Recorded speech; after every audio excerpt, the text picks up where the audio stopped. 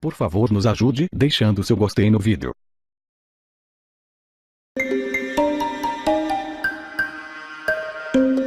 E o Ministério Público Federal denunciou o ex-presidente Lula e seu ex-chefe de gabinete, Gilberto Carvalho, por corrupção passiva, por terem recebido propina para beneficiar empresas. Foi uma medida provisória, a questão, que prorrogou incentivos fiscais, né, Juliana? Chico, incentivos fiscais para o setor automotivo, né? Segundo a denúncia, Lula e o ex-ministro petista Gilberto Carvalho teriam recebido 6 milhões de reais para editar a medida provisória. A denúncia diz que no segundo governo de Lula, em 2009, o ex-presidente e o então chefe de gabinete Gilberto Carvalho negociaram uma propina de 6 milhões de reais em troca da aprovação e edição de uma medida provisória sob encomenda das montadoras MMC Automotores e Grupo Caoa. Segundo os investigadores, Lula e Carvalho aceitaram a promessa de propina para arrecadação ilegal de campanha eleitoral do PT.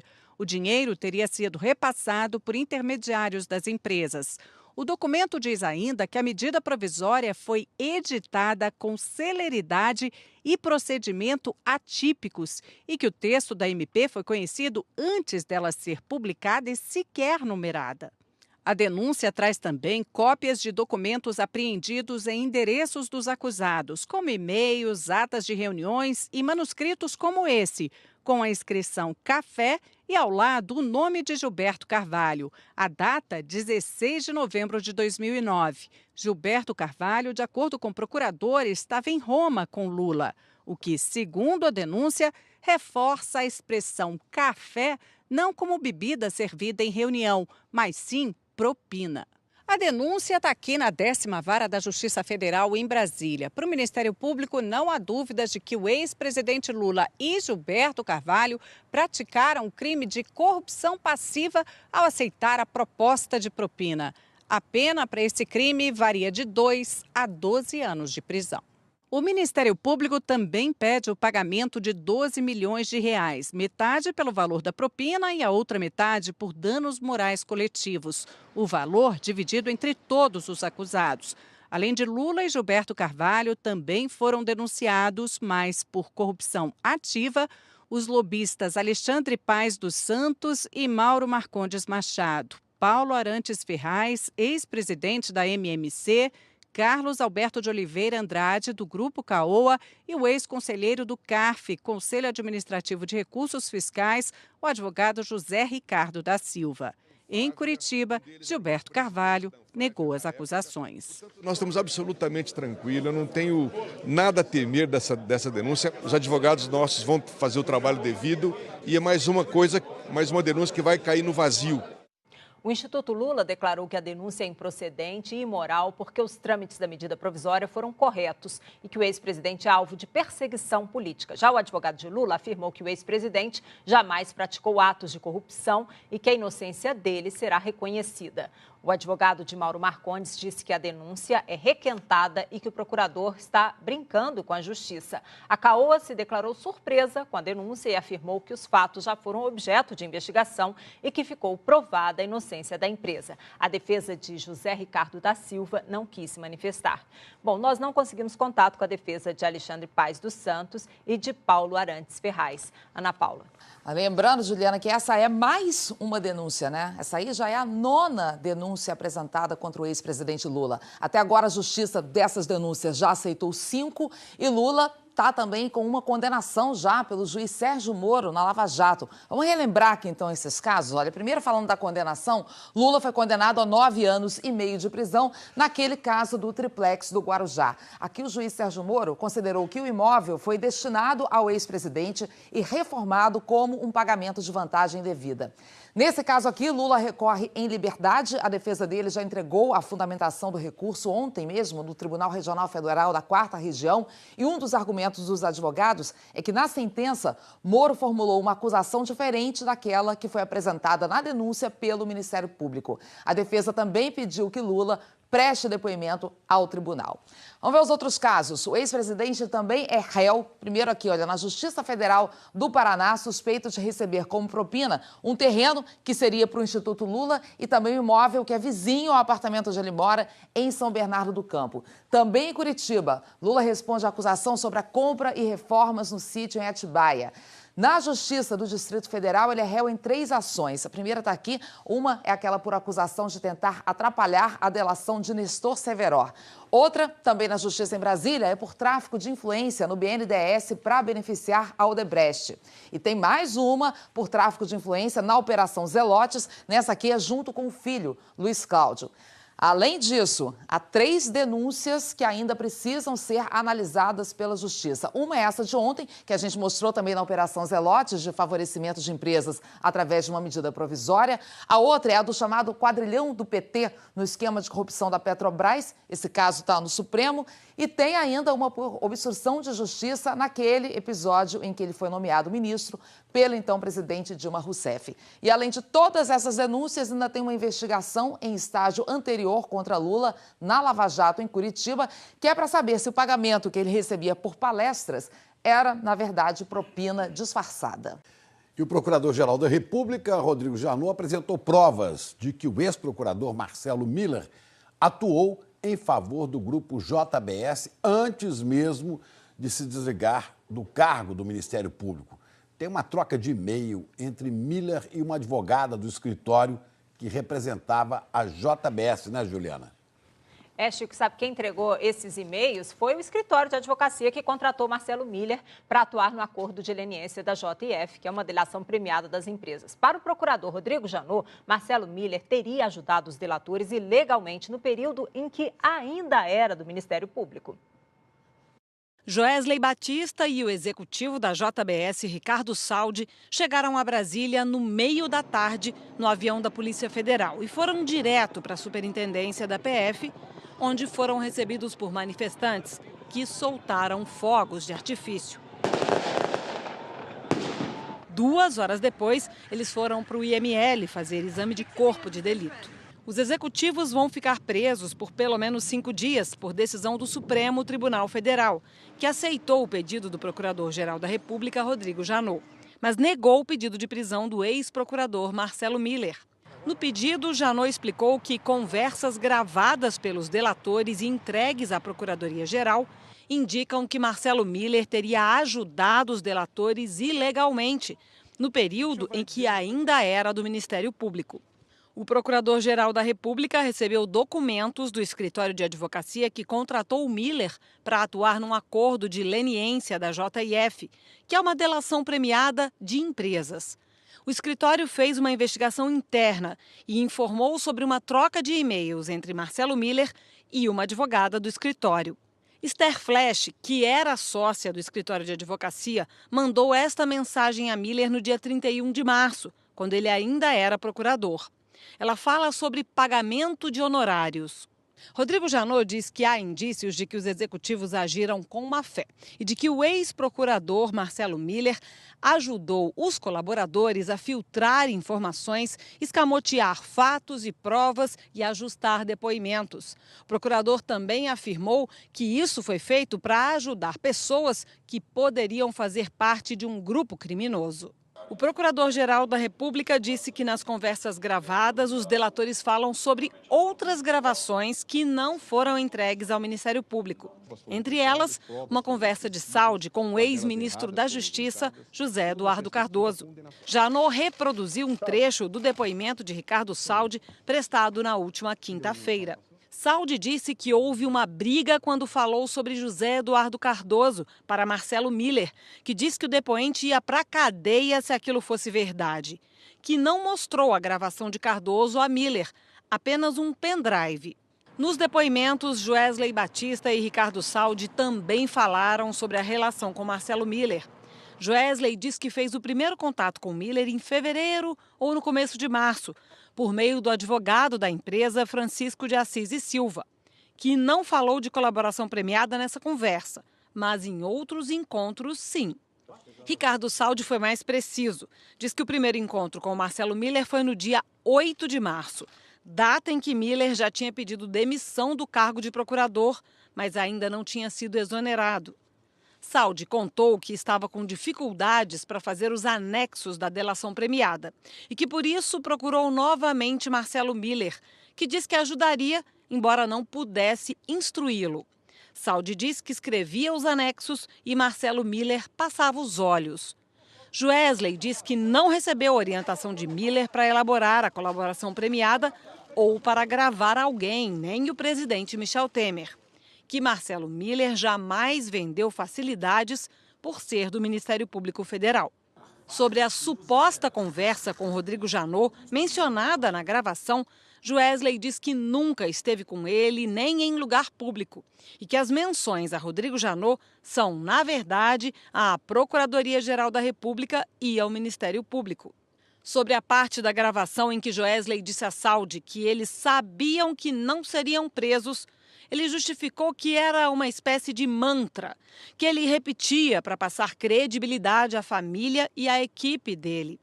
Negou ter conseguido algum acerto ilícito para não ser preso. Joesley contou que a gravação dele com Ricardo Saldi foi feita por engano, mas admitiu que tem outras gravações ainda não entregues. Diz que elas estão fora do país.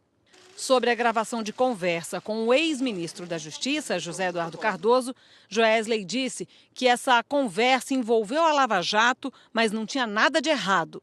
Contou que quando falava sobre escritório nos áudios, se referia ao escritório de advocacia de Marco Aurélio Carvalho, sócio de José Eduardo Cardoso, que emitia todo mês notas de 70 ou 80 mil reais para contratos fictícios e que parte desse dinheiro iria, segundo Marco Aurélio, para Cardoso. Que esse contrato fictício era para manter uma boa relação com Cardoso. Que Marco Aurélio dizia que o dinheiro chegava ao sócio, mas que Joesley nunca perguntou se o dinheiro chegava mesmo. Joesley também disse que os políticos com os quais mais falou sobre o que acontecia com a empresa no âmbito da Operação Lava Jato durante os últimos 3 anos foram o senador Ciro Nogueira, do Partido Progressista, o ex-deputado Eduardo Cunha, do PMDB, e o presidente Michel Temer. Admitiu que antes de decidir pelo acordo de colaboração premiada, conversou com vários políticos sobre como barrar a Operação Lava Jato. Os depoimentos não convenceram os procuradores, que continuam considerando os fatos graves. Nas negociações para rever o acordo de colaboração premiada, o Ministério Público já fez uma nova proposta: 5 anos de prisão em regime fechado para Joesley Batista e Ricardo Saldi. Mas os advogados não aceitaram, continuam insistindo para que os delatores não fiquem presos. E o impasse persiste. A defesa de Ricardo Saldi e de Joesley Batista voltou a dizer que os delatores não mentiram nem omitiram informações no processo, que estão cumprindo o acordo e que mantêm total interesse em contribuir com a justiça. A assessoria de Michel Temer declarou que Joesley Batista mente mais uma vez e negou que o presidente tenha conversado com empresários sobre a Operação Lava Jato. A defesa de Eduardo Cunha não quis se manifestar. Nós não conseguimos contato com o senador Ciro Nogueira. O escritório Trent Rossi Watanabe afirmou que está auxiliando as autoridades. A assessoria da advogada Esther Flash informou que a versão final do documento assinada pelo escritório é bastante diferente. A defesa de Marcelo Miller disse que vai tomar as medidas cabíveis. O ex-ministro José Eduardo Cardoso disse que jantou na casa de Joesley Batista para tratar de assuntos profissionais. O advogado Marco Aurélio Carvalho afirmou ter provas de farta prestação de serviços na área tributária e de consultoria prestada à JBS. Ana Paula. Ok, até já, viu? A Pública disse que nas conversas gravadas, os delatores falam sobre outras gravações que não foram entregues ao Ministério Público. Entre elas, uma conversa de Saldi com o ex-ministro da Justiça, José Eduardo Cardoso. Janot reproduziu um trecho do depoimento de Ricardo Saldi, prestado na última quinta-feira. Saldi disse que houve uma briga quando falou sobre José Eduardo Cardoso para Marcelo Miller, que disse que o depoente ia para a cadeia se aquilo fosse verdade. Que não mostrou a gravação de Cardoso a Miller, apenas um pendrive. Nos depoimentos, Joesley Batista e Ricardo Saldi também falaram sobre a relação com Marcelo Miller.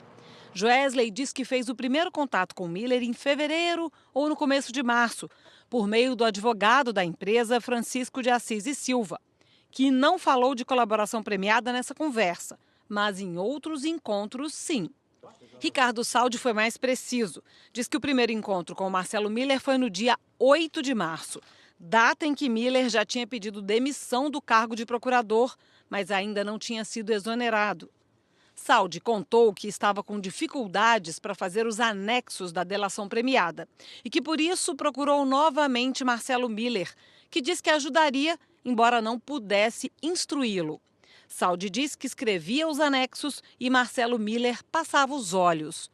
Joesley diz que não recebeu orientação de Miller para elaborar a colaboração premiada ou para gravar alguém, nem o presidente Michel Temer. Que Marcelo Miller jamais vendeu facilidades por ser do Ministério Público Federal. Sobre a suposta conversa com Rodrigo Janot, mencionada na gravação, Joesley diz que nunca esteve com ele nem em lugar público e que as menções a Rodrigo Janot são, na verdade, à Procuradoria-Geral da República e ao Ministério Público. Sobre a parte da gravação em que Joesley disse a Saldi que eles sabiam que não seriam presos, ele justificou que era uma espécie de mantra, que ele repetia para passar credibilidade à família e à equipe dele. Negou ter conseguido algum acerto ilícito para não ser preso.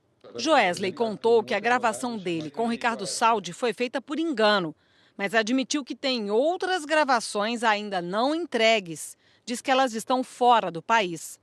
Sobre a gravação de conversa com o ex-ministro da Justiça, José Eduardo Cardoso, Joesley disse que essa conversa envolveu a Lava Jato, mas não tinha nada de errado.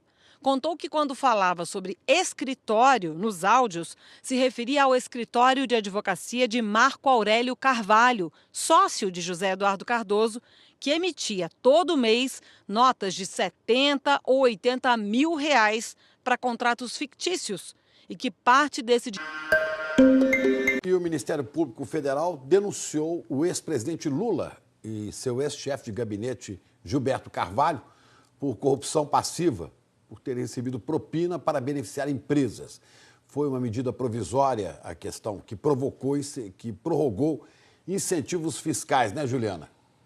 Chico, incentivos fiscais para o setor automotivo, né? Segundo a denúncia, Lula e o ex-ministro petista Gilberto Carvalho teriam recebido 6 milhões de reais para editar a medida provisória. A denúncia diz que no segundo governo de Lula, em 2009, o ex-presidente e o então chefe de gabinete Gilberto Carvalho negociaram uma propina de 6 milhões de reais em troca da aprovação e edição de uma medida provisória sob encomenda das montadoras MMC Automotores e Grupo Caoa. Segundo os investigadores, Lula e Carvalho aceitaram a promessa de propina para arrecadação ilegal de campanha eleitoral do PT. O dinheiro teria sido repassado por intermediários das empresas. O documento diz ainda que a medida provisória foi editada com celeridade e procedimento atípicos e que o texto da MP foi conhecido antes dela ser publicada e sequer numerada. A denúncia traz também cópias de documentos apreendidos em endereços dos acusados, como e-mails, atas de reuniões e manuscritos como esse, com a inscrição Café e ao lado o nome de Gilberto Carvalho. A data, 16 de novembro de 2009. Gilberto Carvalho, de acordo com o procurador, estava em Roma com Lula, o que, segundo a denúncia, reforça a expressão café não como bebida servida em reunião, mas sim propina. A denúncia está aqui na 10ª Vara da Justiça Federal em Brasília. Para o Ministério Público, não há dúvidas de que o ex-presidente Lula e Gilberto Carvalho praticaram crime de corrupção passiva ao aceitar a proposta de propina. A pena para esse crime varia de 2 a 12 anos de prisão. O Ministério Público também pede o pagamento de 12 milhões de reais, metade pelo valor da propina e a outra metade por danos morais coletivos. O valor dividido entre todos os acusados. Além de Lula e Gilberto Carvalho, também foram denunciados, mas por corrupção ativa, os lobistas Alexandre Paes dos Santos e Mauro Marcondes Machado, Paulo Arantes Ferraz, ex-presidente da MMC, Carlos Alberto de Oliveira Andrade, do Grupo Caoa, e o ex-conselheiro do CARF, Conselho Administrativo de Recursos Fiscais, o advogado José Ricardo da Silva. Em Curitiba, Gilberto Carvalho negou as acusações. Nós estamos absolutamente tranquilos, eu não tenho... Ilegalmente, no período em que ainda era do Ministério Público. O Procurador-Geral da República recebeu documentos do escritório de advocacia que contratou o Miller para atuar num acordo de leniência da JF, que é uma delação premiada de empresas. O escritório fez uma investigação interna e informou sobre uma troca de e-mails entre Marcelo Miller e uma advogada do escritório. Esther Flash, que era sócia do escritório de advocacia, mandou esta mensagem a Miller no dia 31 de março, quando ele ainda era procurador. Ela fala sobre pagamento de honorários. Rodrigo Janot diz que há indícios de que os executivos agiram com má fé e de que o ex-procurador Marcelo Miller ajudou os colaboradores a filtrar informações, escamotear fatos e provas e ajustar depoimentos. O procurador também afirmou que isso foi feito para ajudar pessoas que poderiam fazer parte de um grupo criminoso. O Procurador-Geral da República disse que nas conversas gravadas, os delatores falam sobre outras gravações que não foram entregues ao Ministério Público. Entre elas, uma conversa de Saldi com o ex-ministro da Justiça, José Eduardo Cardoso. Janot reproduziu um trecho do depoimento de Ricardo Saldi, prestado na última quinta-feira. Saldi disse que houve uma briga quando falou sobre José Eduardo Cardoso para Marcelo Miller, que diz que o depoente ia para a cadeia se aquilo fosse verdade, que não mostrou a gravação de Cardoso a Miller, apenas um pendrive. Nos depoimentos, Joesley Batista e Ricardo Saldi também falaram sobre a relação com Marcelo Miller. Joesley diz que fez o primeiro contato com Miller em fevereiro ou no começo de março, por meio do advogado da empresa, Francisco de Assis e Silva, que não falou de colaboração premiada nessa conversa, mas em outros encontros, sim. Ricardo Saldi foi mais preciso. Diz que o primeiro encontro com Marcelo Miller foi no dia 8 de março, data em que Miller já tinha pedido demissão do cargo de procurador, mas ainda não tinha sido exonerado. Saldi contou que estava com dificuldades para fazer os anexos da delação premiada e que, por isso, procurou novamente Marcelo Miller, que diz que ajudaria, embora não pudesse instruí-lo. Saldi diz que escrevia os anexos e Marcelo Miller passava os olhos. Joesley diz que não recebeu orientação de Miller para elaborar a colaboração premiada ou para gravar alguém, nem o presidente Michel Temer. Que Marcelo Miller jamais vendeu facilidades por ser do Ministério Público Federal. Sobre a suposta conversa com Rodrigo Janot, mencionada na gravação, Joesley diz que nunca esteve com ele nem em lugar público e que as menções a Rodrigo Janot são, na verdade, à Procuradoria-Geral com o ex-ministro da Justiça, José Eduardo Cardoso. Janot reproduziu um trecho do depoimento de Ricardo Saldi, prestado na última quinta-feira. Saldi disse que houve uma briga quando falou sobre José Eduardo Cardoso para Marcelo Miller, que diz que o depoente ia para a cadeia se aquilo fosse verdade, que não mostrou a gravação de Cardoso a Miller, apenas um pendrive. Nos depoimentos, Joesley Batista e Ricardo Saldi também falaram sobre a relação com Marcelo Miller. Joesley diz que fez o primeiro contato com Miller em fevereiro ou no começo de março, por meio do advogado da empresa, Francisco de Assis e Silva, que não falou de colaboração premiada nessa conversa, mas em outros encontros, sim. Ricardo Saldi foi mais preciso. Diz que o primeiro encontro com Marcelo Miller foi no dia 8 de março, data em que Miller já tinha pedido demissão do cargo de procurador, mas ainda não tinha sido exonerado.